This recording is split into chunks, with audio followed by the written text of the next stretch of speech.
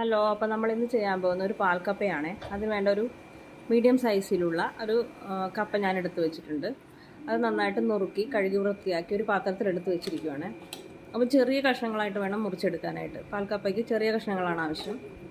അപ്പോൾ നമുക്ക് അതിലേക്ക് ആവശ്യത്തിന് വെള്ളം ചേർത്ത് കൊടുക്കണം. നമുക്ക് വെള്ളം ഒഴിച്ചു കൊടുക്കാം അതിലേക്ക്. വെള്ളം എപ്പോഴും കപ്പയുടെ മേളിൽ നിൽക്കണം. അത് നന്നായിട്ട് തിളയ്ക്കാനുള്ളതാണല്ലോ. അപ്പോൾ പിന്നെ ഈ വെള്ളം തിളച്ച് കഴിഞ്ഞതിന് ശേഷം നമുക്ക് ഊറ്റിക്കളയാനുള്ളതാണ്. ആ വെള്ളത്തിൻ്റെ ആവശ്യം നമുക്കില്ല. അപ്പോൾ നന്നായിട്ട് വെള്ളം ഒഴിച്ച് കൊടുത്തതിന് ശേഷം ആവശ്യത്തിന് ഉപ്പ് ചേർത്തതിന് ശേഷം നമുക്കതൊന്ന് നന്നായിട്ട് വേവിച്ചെടുക്കാം. അപ്പോൾ അതിലേക്ക് ചേർക്കാനായിട്ട് ഞാനിവിടെ കുറച്ച് പച്ചമുളക് എടുത്ത് വെച്ചിട്ടുണ്ട്, കുറച്ച് ചുവന്ന ഉള്ളി എടുത്ത് വെച്ചിട്ടുണ്ട്. ഇത് നന്നായിട്ടൊന്ന് ചതച്ചെടുക്കണം നമുക്ക്. അതുപോലെ തന്നെ അരമുറി തേങ്ങയുടെ രണ്ടാം പാല് ഞാനിവിടെ എടുത്ത് വെച്ചിട്ടുണ്ട്. അതുപോലെ തന്നെ ഒന്നാം പാലും മാറ്റി വെച്ചിട്ടുണ്ട്. ഈ ഒന്നാം പാലും രണ്ടാം പാലും നമുക്ക് ഈ കപ്പയിലേക്ക് ചേർത്ത് കൊടുക്കാനുള്ളതാണ്. അപ്പോൾ കപ്പ വെന്ത് വന്നതിന് ശേഷം നമുക്ക് രണ്ടാം പാല് ചേർത്ത് കൊടുക്കാവുന്നതാണ്. അപ്പോൾ നമ്മുടെ കപ്പ ഇവിടെ ഏകദേശം വെന്ത് വന്നിട്ടുണ്ട്.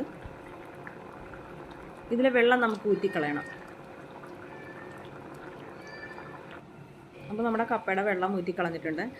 ഇതിലേക്ക് നമുക്ക് രണ്ടാം പാൽ ഒഴിച്ച് കൊടുക്കാം. ഈ രണ്ടാം പാലിൽ കിടന്ന് നന്നായിട്ട് കപ്പ തിളച്ച് കുറുകണം.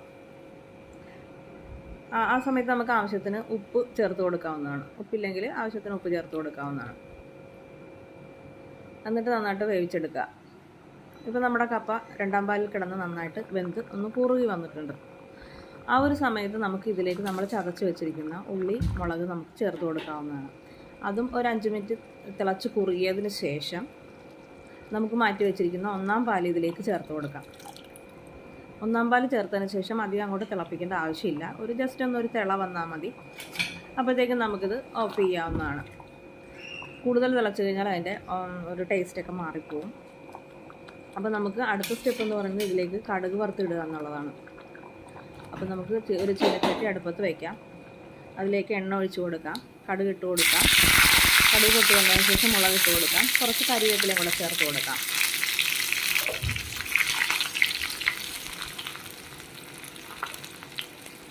അപ്പോൾ നമ്മുടെ ഉള്ളി മുളകൊക്കെ ഇവിടെ നന്നായിട്ട് മൂത്ത് വന്നിട്ടുണ്ട്. ഇത് നമുക്ക് പാൽക്കപ്പയിലേക്ക് ചേർത്ത് കൊടുക്കാം. അപ്പോൾ പാൽക്കപ്പ ഇവിടെ ഏകദേശം റെഡി ആയിട്ടുണ്ട്. വീഡിയോ ഇഷ്ടമായെങ്കിൽ എല്ലാവരും ലൈക്ക് ചെയ്യുക, കമൻറ്റ് ചെയ്യുക, സബ്സ്ക്രൈബ് ചെയ്യുക. ഇതൊന്ന് ട്രൈ ചെയ്ത് നോക്കുക. ഇതുപോലുള്ള വീഡിയോസുമായി ഞാൻ ഇനിയും വരുന്നതാണ്. താങ്ക്